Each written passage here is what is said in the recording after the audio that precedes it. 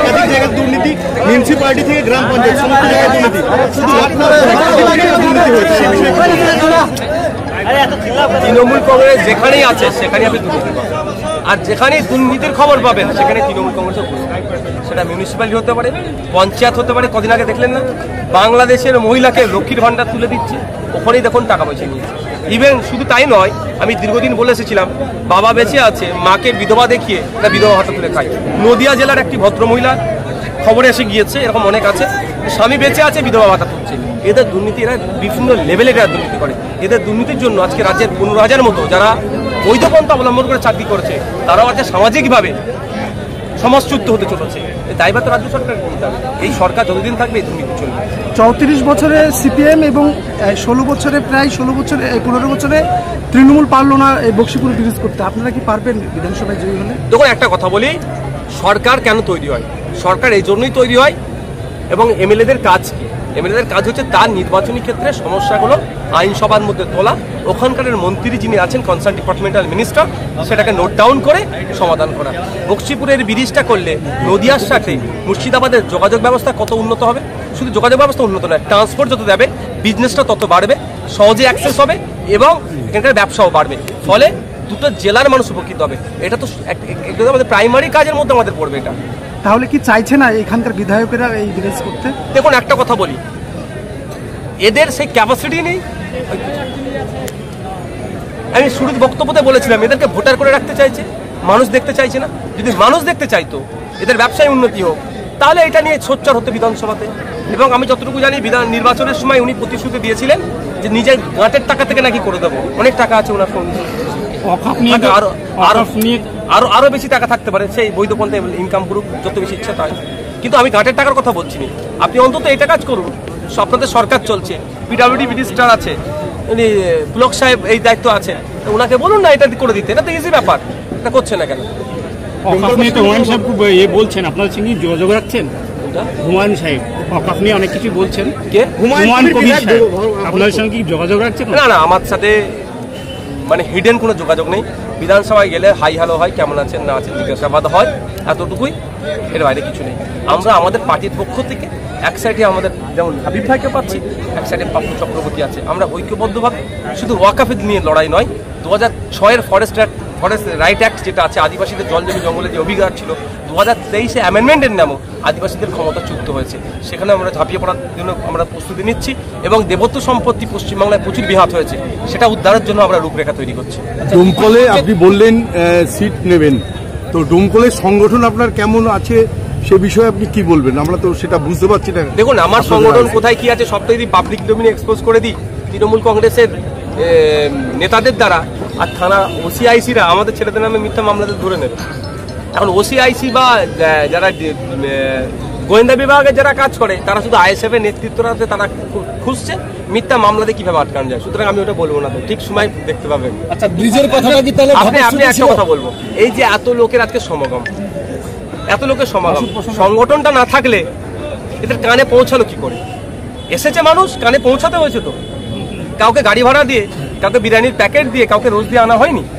কিন্তু সব শ্রমজীবী মানুষ কেন এসে পৌঁছেছে? কানে পৌঁছে গিয়েছে যে তাদের হয়ে বলনেওয়ালা আসছে এখানে। সুতরাং এই পৌঁছানোর দায়িত্বটা সংগঠন তো। আচ্ছা, তুফানগঞ্জে তৃণমূলের প্রধানকে টাকা না দেওয়ার খেসারত, দীর্ঘদিনের দখলে থাকা জমির চা বাগান নষ্ট করেছে বন দপ্তর। এটা তো ভাই, এটা তো নতুন কিছু নয়। আপনি তৃণমূলের নেতা ক্যাতা যারা আছে, আপনি আপনার একটা বাড়ি বানাবেন, আপনার দলিল, আপনার পর্চা, আপনার কনভার্সন সার্টিফিকেট আছে, আপনি ম্যাপ প্ল্যান পাস করিয়েছেন, তারপর আপনি বাড়ি বানাতে যাবেন, তৃণমূলের নেতাদেরকে ভিক্ষা দিতে হবে, নাহলে আপনার বাড়ি আটকে দেবে। এটা আর ওটা তো অনেক বড় কথা। চা বাগান, যে চা বাগান নিয়ে দিদিমণি অনেক গল্প শোনান, যে চা বাগান নিয়ে অনেক কথা বলে, সেই চা বাগানের চা শ্রমিকরা যে কত দুর্দশার মধ্যে আছে, সেটা যখন না ওদের সাথে গিয়ে কথা বলবেন সে কল্পনা করা যাবে না। আচ্ছা, রথে কেউ পুরী যেতে পারবেন না, মমতার নির্দেশ নেতাদের, গেলে কি দীঘার ধামের মহত্ব কমে যাবে? দেখুন আমি একটা কথা বলি, প্রথম কথা, এটা সরকার মন্দির মসজিদ করার, ধর্মস্থান করা সরকারের দায়িত্ব নয়। মন্দির মসজিদে কেউ না আক্রমণ করে, মন্দির মসজিদকে যারা মান্যওয়ালা তাদের রুজিরুটি, তারা ধর্মচারণ করছে, যারা তাদেরকে প্রোটেক্ট করা। এবং শুধু তাই নয়, যারা নাস্তিক তারাও তাদের মতামত যদি ঠিকঠাক করে নিয়ে যাবে, তারও সরকারের দায়িত্ব। এই যে পুরীর আদলে এখানে যে জগন্নাথ মন্দির করেছে, আমি এর চরম বিরোধী এই কারণেই প্রথম একটা কারণ হচ্ছে সরকার মন্দির মসজিদ তৈরি করতে পারে না, তার এমন বিরোধী। দ্বিতীয় হচ্ছে 4টে ধামের মধ্যে, আমার যদি ভুল হয় আমাকে ঠিক করে দেবেন, আমি ঠিক করে দেবো। 4টে ধামের মধ্যে একটা বিখ্যাত ধাম হচ্ছে হিন্দু সমাজের পুরীর মন্দির। ওর আদলে যদি পাড়ায় পাড়ায় হয়ে যায়, তাহলে এই বিখ্যাত ধাম আর থাকছে না। কেউ যদি কালকে মমতা ব্যানার্জি বলে মুর্শিদাবাদের মুসলমানরা 4 লাখ টাকা খরচ করে হজে যেতে পারছে, সবাই পাচ্ছে না, আমি খুব দুঃখিত, এখানে একটা কাবা শরীফ বানিয়ে দেবো, তাহলে এটা মেনে নেবে মুসলিম সম্প্রদায়ের মানুষ?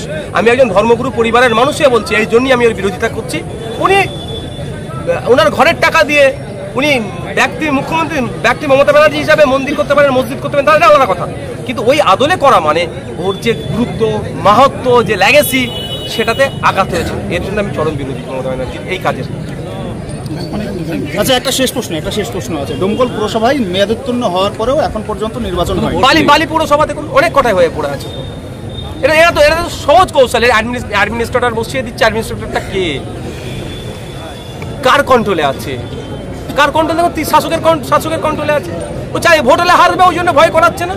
তাহলে এখানে কিন্তু গোষ্ঠীকন্দল লেগে গেছে এই পৌরসভায়। আপনি কোন জায়গায় বাকি আছে সেই জায়গাটা না বলে। গোটা মুর্শিদাবাদ ব্যাপী, বিশেষ করে কদিন আগেই তো, গতকাল পরশু দিনকে আমাদের হাওড়া জেলায় পাশের একদম ডুমজুড়ে ফাটাফাটি হয়েছে। যেমন জায়গায় গোষ্ঠীদ্বন্দ্ব নেই, এদের এটা গোষ্ঠীদ্বন্দ্বটা কিসের জন্য? আমাদের ছেলেদের রেসারিস কে কত কাজ করব, আর ওদের রেসারিস হচ্ছে কে কত টাকা তুলবে। এই ডোমকল পৌরসভার যারা আছে শাসক দলের গোষ্ঠীকন্দলের জেরে তারা নিজেদের দুর্নীতি নিজেরাই ফেসবুকে পোস্ট করছে একে অপরের বিরুদ্ধে। এটা তো হবে, পাপ করেছে সৃষ্টিকর্তা, পাপীদেরকে যেমন করে এক্সপোজ করবে।